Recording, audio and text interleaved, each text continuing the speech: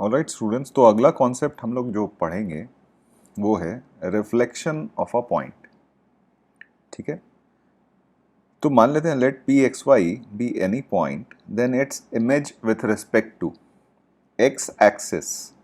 तो बारी बारी से ये बना के देख लेते हैं। अगर मान लीजिए ये हमारा एक्स एक्सिस है और यहाँ पे हमारे पास कोई पॉइंट है पी एक्स कॉमा वाई। अब अगर इसका रिफ्लेक्शन हमें एक्स एक्सिस में लेना है, ठीक है, तो ये कोई पॉइंट हमारा पी डैश होगा। अब ध्यान से देखिए, इसका एक्स कोऑर्डिनेट तो सेम रहने वाला है, तो एक्स कोऑर्डिनेट यही रह जाएगा। वाई कोऑर्डिनेट में अभी ये डिस्टेंस हमारा वाई को रिप्रेजेंट करता है, लेकिन अब यही डिस्टेंस हमारा ये वाई रहेगा। लेकिन अब इसको मेजर करने के लिए हमें क्या करना पड़ेगा, डाउनवर्ड्स मेजर करना पड़ेगा। तो इसका कोऑर्डिनेट क्या हो जाएगा, माइनस वाई।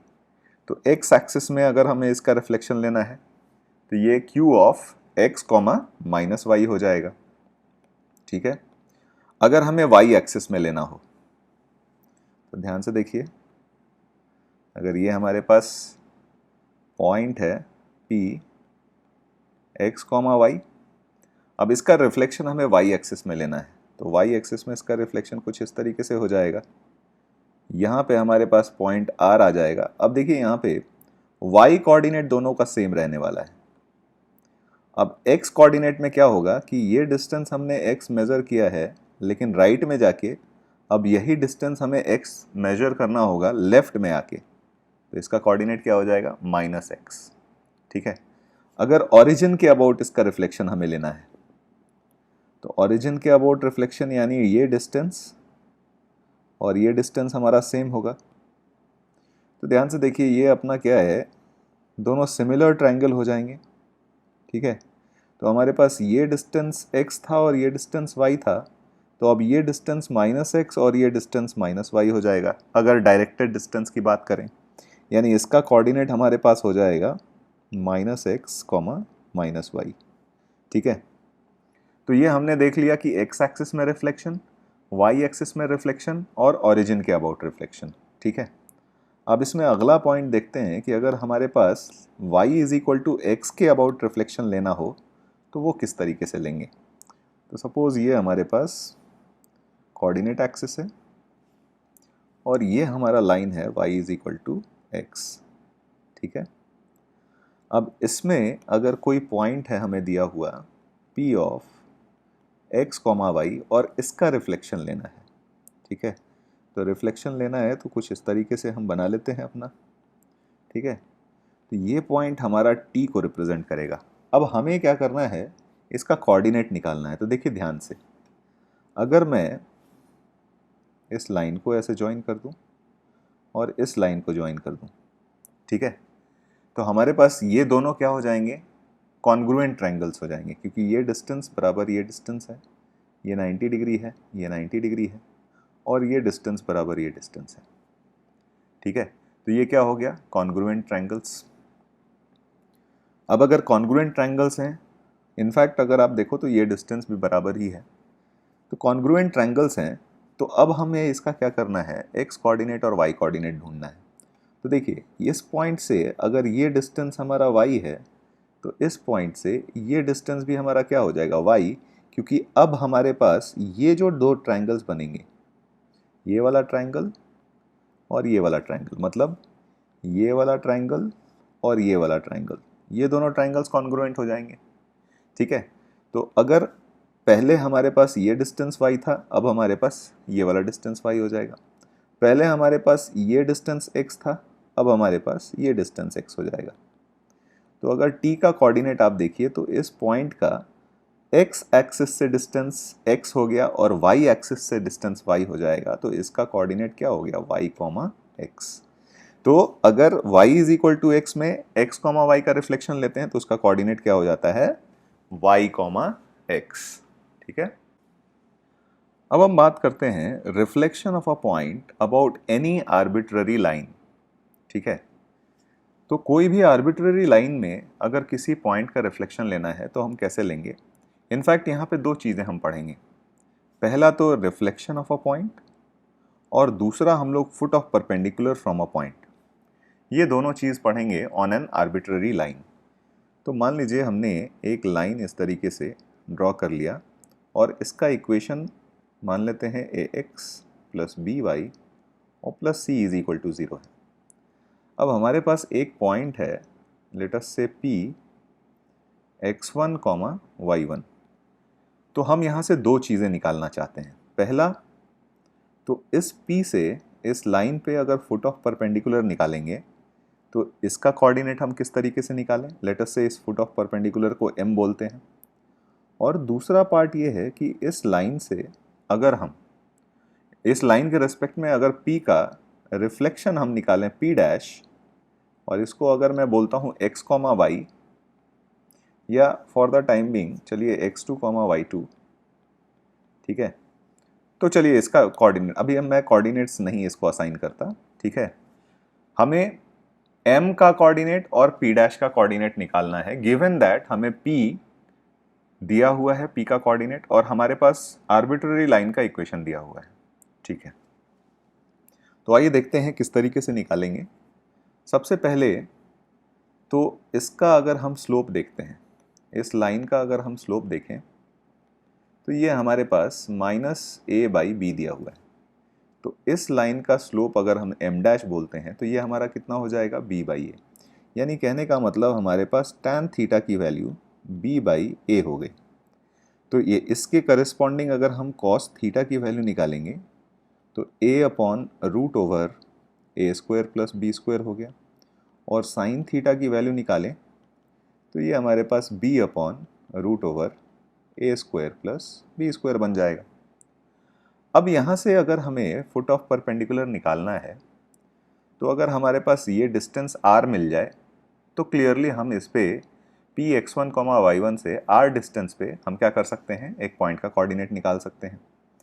तो अगर p पॉइंट से r डिस्टेंस पे किसी पॉइंट का कोऑर्डिनेट हमें निकालना है, ठीक है, सपोज m का कोऑर्डिनेट हम निकालते हैं, तो ये हमारे पास क्या हो जाएगा, x1 plus r cos theta, ठीक है, जहाँ cos थीटा की वैल्यू a/√a² प्लस b² दी हुई है, ठीक है, और y1 plus r into sine theta, और साइन थीटा की वैल्यू b/√a² प्लस b² दिया हुआ है, ठीक है।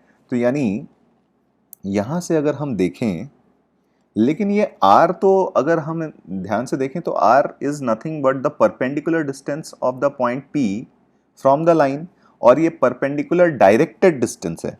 तो हमने पहले भी देखा है कि r की वैल्यू जो आ जाती है -ax1 plus by1 plus c upon √a² plus b²,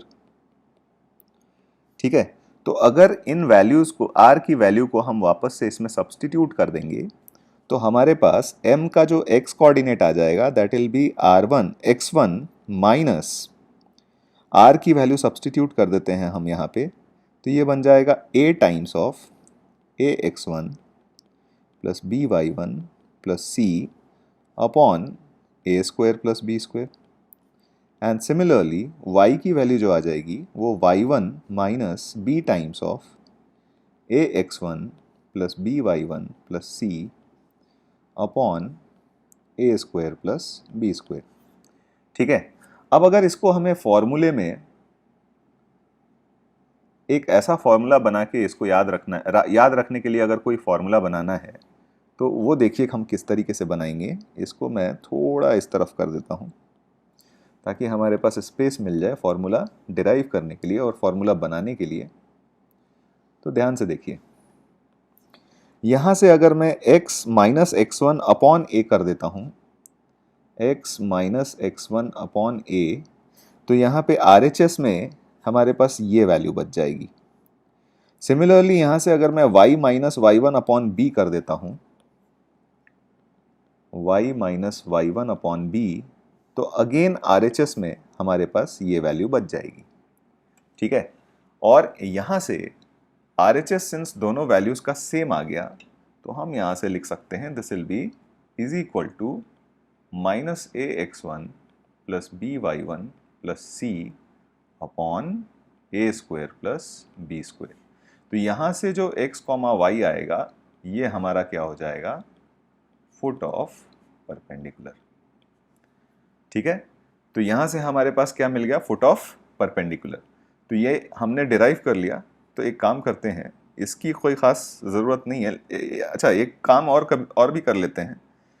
जब हमने फुट ऑफ परपेंडिकुलर डिराइव कर लिया तो हम रिफ्लेक्शन बहुत आसानी से डिराइव कर सकते हैं, क्योंकि रिफ्लेक्शन में अब चेंज क्या हो जाएगा, अगर ये डिस्टेंस हमारे पास r है तो ये डिस्टेंस भी हमारे पास क्या हो जाएगा, r ही हो जाएगा। यानी फुट ऑफ परपेंडिकुलर से ही हम अपना रिफ्लेक्शन बहुत आसानी से निकाल सकते हैं। बस डिफरेंस क्या हो जाएगा, फॉर रिफ्लेक्शन हमारे पास यहाँ पे ये r के बदले में हमें क्या रखना है, 2r, और यहाँ पे भी r के बदले में क्या रखना है, 2r। तो आप देख रहे हो कि यहाँ पे ये एक सामने में 2 आ जाएगा। ठीक है, मतलब फॉर द टाइमिंग फॉर्मूले में यहाँ पे हमारे पास 2 आ जाएगा, यहाँ पे हमारे पास 2 आ जाएगा। ठीक है क्या, तो यानी फॉर रिफ्लेक्शन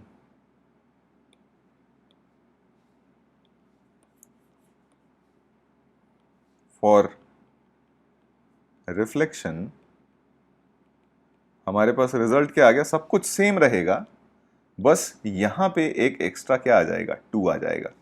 तो हमारे पास फॉर्मूला बन जाएगा x minus x one by a is equal to y minus y one by b is equal to minus twice of a x one plus b y one plus c upon a square plus b square.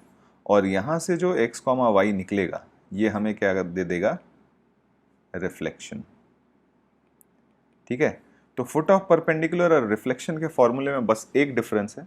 Foot of perpendicular में ये term हमारे पास minus of a x one plus b y one plus c upon a square plus b square होता है, और reflection में बस यहाँ पे minus twice of a x one plus b y one plus c upon a square plus b square हो जाता है।